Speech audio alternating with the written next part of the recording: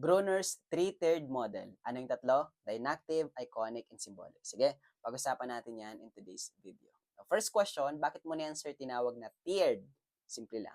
Kasi pag sinabi natin tiered means level. So, ibig sabihin, there are three levels of representation. Ano po?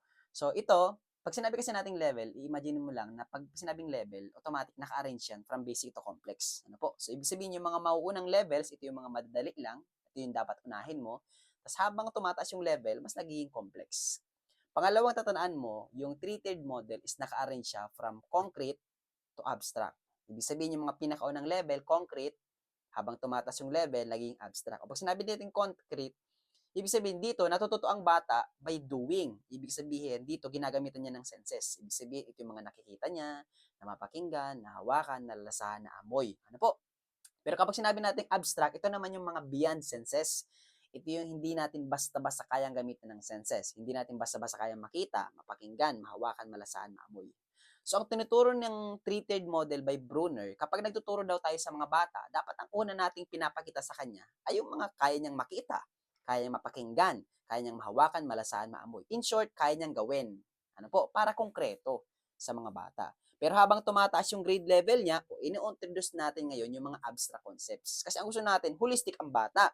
Kaya niyang maintindihan yung mga concrete concepts, ito yung mga ginagamitan ng senses, pati yung mga abstract, ito yung mga beyond senses. Kasi kapag nagawa natin, kaya niyang maintindihan yung concrete at saka abstract, kaya natin mapalabas ang full potential ng bata. Gets ba yung teachers? First level, inactive. Kapag sinabing inactive, ang keyword mo dyan ay direct experience or concrete experience. Ibig sabihin, dito, best na natututo ang bata kapag naranasan niya talaga yung mga bagay-bagay. Nakita niya, nahawakan, nalasahan, napakinggan, naamoy. Ano?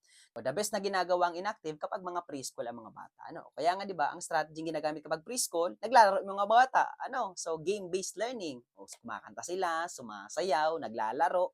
O, kasi nga, they best learn when they manipulate objects. So, kapag may nahahawakan sila, may mga ginagamitan ng sense, yun lang yun, learning to do.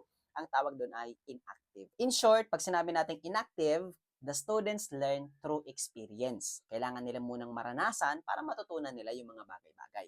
Second level is iconic. Pag sinabing iconic, ang keyword mo dyan ay learning through images. Ano? Kaya nga tinawag siyang icons. O pag sinabi natin icons, images or picture.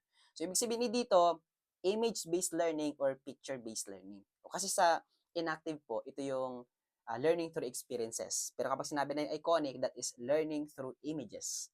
Bakit? Hindi kasi kayang matutunan lahat by experiencing it. Ano po? Kagaya nung sa inactive. O like for example, the solar system. Makapunta ka ba sa sa sa labas? So, 'di ba, hindi ka naman nakapunta ng basta-basta. So, yung the sun, the plant, etc., etc. So, kapag hindi possible yung inactive, pwede natin gawin yung iconic representation. Ibig sabihin, pwede rin pala tayong matuto just by image. By presenting the picture of the sun, the earth, the solar system in general. Kadalasan ginagamit naman ito, elementary ang bata. O kapag preschool, kadalasan inactive. Pero naman kapag iconic, ginagawa naman ito sa elementary. The last level, third level, yung tinatawag natin na symbolic or symbolic representation. O dito naman ang keyword mo dito ay learning through abstract. Ibig sabihin, ito yung pinaka-abstract sa lahat, kabaliktaran to ng inactive. Kaya nga po ito, ang symbolic representation ginagawa to high school. O, ang pinakamagandang example nito, calculus. O, kailan ba tinuturo ang calculus? Senior high school. Ano po? Kasi ang calculus is a pure abstract concepts. Ano po? Hindi mo yan basta-basta masosolve ng mga concrete experience lang. Kailangan mo dyan muna ng mga abstract bago matutunan yung concrete. Okay, sige, i-recap lang natin yung mga pinag-usapan natin by Brunner's three-tiered model. O, tinawag siyang tiered kasi mga levels to na naka-arrange from basic to complex. Naka-arrange din from most concrete to the most abstract. At sinasabi dito, dapat as much as possible, dapat ang mga tinuturo muna natin sa mga bata ay yung direkta niyang mararanasan, mga concrete experiences. Kasi kapag naranasan niya, prepared na siya para sa mga abstract concepts. First one, tinatawag natin inactive. Ang keyword mo dyan ay learning through experiences. At kadalasan ginagawa ito kapag preschool. Kasi di ba yung mga preschool, they best learn kapag naranasan nila, tama? Ginagawa nila, nakikita nila, nabapakinggan, nahawakan, nalalasahan, amoy. Kapag activated lahat ng mga senses, learning by doing, mas matuto ang mga bata. Because they understand concepts by manipulating objects and using their senses. Kaya lang, hindi sa lahat ng pagkakataon, ginagamitan natin ng experiences. Kasi hindi naman lahat natutunan sa mga experience lang. Ano po? Next one naman, yung second mode of representation, second level, tinatawag natin na iconic. From the word icon means picture or picture-based learning or image-based learning. Kadalasan ginagamit naman to elementary ang mga bata. Ano? By the way, nakalimutan ko pa pala, ang iconic representation, bridge the inactive and the symbolic representation. Ano po? Baka tanungin lang sa board exam, ang sagot dun ay the iconic.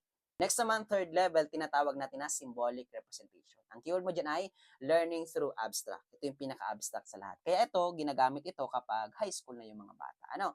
Pinaka-best example ito is calculus. Kasi ang calculus is a pure abstract concepts. Ano po? O yun ang pag-uusapan natin in today's video. Sana natuto ka. Kung nakaabot ka sa parte ng video ito, pakilike naman ng video and then comment naman kung taga saan ka para alam ko kung saan ang na-reach ng video ito. Yun lang. Thank you very much everyone and God bless. Bye-bye.